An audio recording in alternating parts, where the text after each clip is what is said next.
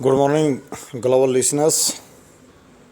Political system, democratic system world level पर बढ़ना है और मैंने एक अरदास भी की थी, ईश्वर से प्रार्थना की थी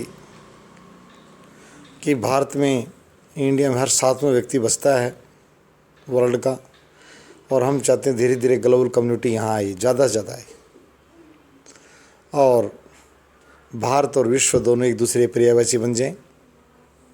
हमारे लोग तो हर दूसरे देश में बड़ी खुशी जाते हैं, रहते हैं, कमाते हैं, खाते हैं। हम चाहते हैं वहाँ के लोग भी यहाँ आएँ, खूब आएँ, पहले भी आते रहे हैं, स्कॉलर लोग, अर्नर लोग और भी आएँ। अगर मैं पॉलिटिकल सिस्टम की बात करूँ, सबसे पहले सभी चाहते हैं कि जितना ज़्यादा वहाँ का शासन सुंदर होगा उतने वहाँ इन्वेस्टर और रेजिडेंट वहाँ खींचते हैं। इसी कड़ी में कहना चाहूँगा कि भारत के राजनीतिक सिस्टम को थोड़ा सुधार के लिए, मैंने पहले कहा था, कोई चिढ़ में न ले हमारी शोध को। हम किसी से ले नहीं रहे और न किसी की दलाली का काम करते हैं। इस देश की शासन प्रणाली को सुंदर बनाने के लिए, इस राष्ट्र का भविष्य उज्जवल बनाने के लिए कुछ अपनी बातें, अपनी सोच साझा करते रहते हैं। सबसे पहले भारतीय लोकतांत्रिक प्रणाली पर मैं कहूँगा कि महंगाई, भ्रष्टाचार और बेकारी का ठप्पा सभी दलों पर है, कम ज़्यादा सब पर ही है। परंतु एक पार्टी ने लीड बनाई इनसे आगे, पशु बचाव की और कश्मीर बचाव की, राष्ट्रीय सुरक्षा की। बीजेपी 2 से 303 तक जो जा पहुंची, उसकी बात आम नागरिकों की समझ में आई कि अन्य मुद्दे तो सभी दलों में की तरह इसके पास भी वैसे ही हैं, परंतु राष्ट्रीय सुरक्षा ने कश्मीर के लोगों को खुशहाल जीवन देने में कामयाब रही, सुरक्षित देने में कामयाब रही उनको जीवन, और एक सुरक्षित भारत के निर्माण की बात भी आगे बढ़ी, इसमें कोई दो राय नहीं है। बेकार कि 70-75 साल से वहाँ के लोगों को डराकर धमकाकर विदेशी शक्तियों द्वारा जो तबाह किया जाता है उसको रोका। उस सुंदर राज्य जो आजकल यूटी है उसको नई दिशा दी है।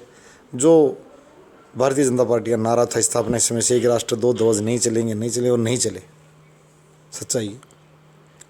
पर मैं जो चिंतन शिविर लगा रही है कांग्रेस की तरफ मैं कहूँगा, क्योंकि अब भी मैंने पहले कहा था कि राष्ट्रव्यापी अगर फ्रेमवर्क आज भी कांग्रेस के पास बीजेपी से बड़ा है। हम जब इस तरह की बातों की तरफ, जॉब राइट की तरफ बढ़ते हैं तो हमें ये पता है कि बीजेपी उत्तर भारत में तो ज़बरदस्त पकड़ रखती है, पर दक्षिण में आज भी कांग्रेस से उसका जो केडर वो कमज़ोर और मजबूत नहीं है। कांग्रेस पूरे देश में घूम चुकी है और अब भी उसके पास पुराने एज्ड उसकी यानी वृद्ध नेताओं की भी काफ़ी जमावड़ा है। तो मैं कहना चाहूँगा कि कांग्रेस अपनी स्थिति को स्पष्ट करे, बहुत ही गंदी राजनीति का हिस्सा बन रही है, इससे हमें दुख पहुँचा। हार पर हार हारते जा रहे, हार का मुंह देखते जा रहे, पतन और गिरावट का मुंह देखते जा रहे, पर सुधरने का नाम नहीं ले रहे। वो ढाक के 3-5 चिंतन शिविर नाम लगाया गया। अभी मैंने द हिंदू की हेडलाइन पढ़ी तो फिर वो बात दिमाग को खोंदी कि फिर गलती की तरफ बढ़ रहे हैं। पोलराइजेशन डिपोलराइजेशन देश में कोई मामला नहीं है। आप निश्चिंत रहिए, बड़ा भारतीय आदमी बड़ा सहिष्णु है, किसी भी जाति और धर्म का, वो बड़ा लिबरल है, मिलकर रहना, जीना, खाना, कमाना सब आता है इनको। कांग्रेस मुद्दों से भटक रही है। उसने राष्ट्रीय सुरक्षा मुद्दा बनाकर कुछ दिया।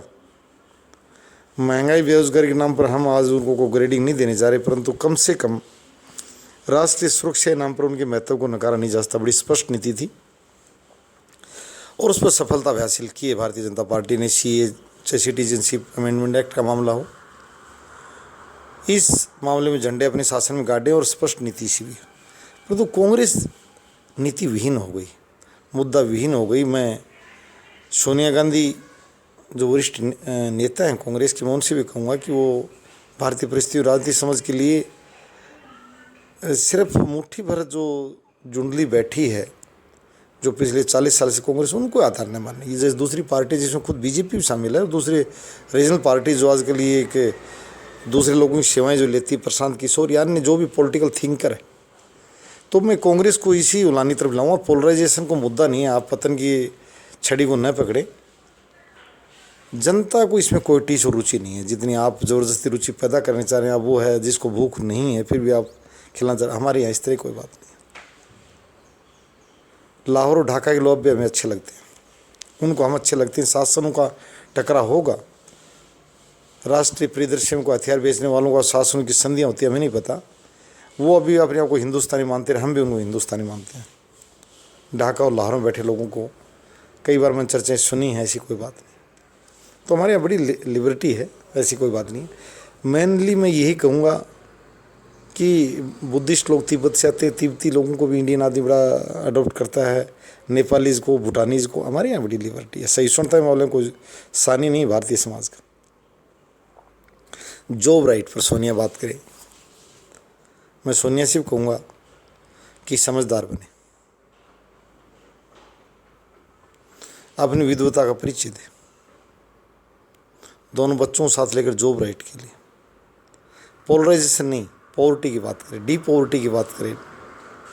ये समस्या मैं आज इसी पर कहना चाहता था कि पोलराइजेशन नहीं, समस्या पॉवर्टी की है। डी पॉवर्टी बात करें, जॉब राइट पर बात करें, जॉब राइट पर समर्थन करें। हम सड़कों पर मुफ्त में, हालांकि पहले कहा था हम किसी दल के साथ नहीं है, परंतु यदि सोनिया भी हमारी जॉब राइट का समर्थन करती है, जो चैनल अभियान चलाया है, हमें लग रहा हमारे समाज और राष्ट्र का कुछ उत्थान कर पाएगा जॉब राइट। कम वेतन बड़ी पैमानी नौकरियां, हमारे देश से भिखारी और चोरों का खात्मा कर पाएगा जॉब राइट। गरीब झोपड़ियों में आह को ख़त्म कर पाएगा। आह नहीं भरेंगे लोग, खुशी से नाचेंगे, झूमेंगे। प्लेजर लाइफ, लीजेंड लाइफ, मेरी लाइफ। तो मैं ये कहूँगा, उदयपुर में जो चिंतन शिविर चल रहा है, अशोक गहलोत आज वरिष्ठतम कांग्रेसी मुख्यमंत्री होने का लेबल इसके पास, 2 राज्यों में सरकारें भी हैं। अब कांग्रेस के सामने ये भी है कि अगर इन दोनों राज्यों को खो दिया तो पूरे देश में कहने के लिए कुछ नहीं बचेगा कि उनकी सरकार है। तो मैं इस पर ये प्रार्थना संदेश भेज रहा हूँ, आपत्ति संदेश नहीं। कांग्रेस कम से कम जॉब राइट उसके पास सबसे प्रमुख मुद्दा होगा, और ये पोलराइजेशन डिपोलराइजेशन में ज़्यादा बातें ना करें। मैं उनसे विशेष निवेदन करूँगा, कांग्रेस इस मामले में अन्य दलों पीछे छोड़ रही है, जाति और धर्म की बातें करने में। प्लीज़ ऐसी बातें ना करें, ये चलती रहेंगी। मंदिर, मस्जिदों, गुरुद्वारों, गिरजाघरों में घंटे ऐसे चलते रहेंगे, बजते रहेंगे। मैं सोनिया से विशेष रूप से कहूँगा कि समाज और धर्म के जो ठेकेदारों को चलाने दे, वो अलग संस्थान है। आप राजनीतिक संस्थान चलाएं। आज मेनली ये राजनीतिक संस्थान मांग कर रहा जॉब राइट की। सोनिया, प्रियंका, राहुल तीनों से कहूँगा, और हम अगर वो जॉब राइट का नारा लेकर आते हैं, इस बात को अपने घोषणा पत्र में शामिल करते हैं, तो हम उनका बहुत आभार व्यक्त करेंगे। हमारे युवा युवतियाँ देश की, वो भी आभार व्यक्त करेंगे, उनको बल भी मिलेगा। मैंने पहले भी की थी बात, दोबारा रिपीट की है। They will gain. सबसे बड़ा चिंतन शिविर यही है, आप लगा कर देख लो। अगर आपको लाभ नहीं मिले तो बिल्कुल हम जिम्मेदार उस चीज़ के। मैं ये बिल्कुल रिसर्च करूँ, मैं कह रहा हूँ कांग्रेस पोलराइजेशन वाला नाम छोड़ दे, डी हिंदू मुसलमान वाला नाम छोड़ दे, सिख वाली बात छोड़ दे। इसी बड़ा नुकसान किया उसने। उसको पॉलिटिक्स को डी पॉलिटिक्स ना बनाए, पोलराइजेशन डी पॉवर्टी की बात करें, डी पॉवर्टी की बात करें।